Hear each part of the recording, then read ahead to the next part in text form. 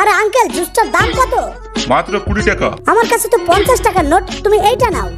আরে আমার কাছে তো খুচরা নেই, কিন্তু তোমার বাকি টাকা ললিপপ দিয়ে দিচ্ছি। ঠিক আছে, তবে আম্মু বাড়ি গিয়ে কি বলবে কে জানে। আম্মু এই দেখো, আমি তোমার জিনিসপত্র নিয়ে এসেছি।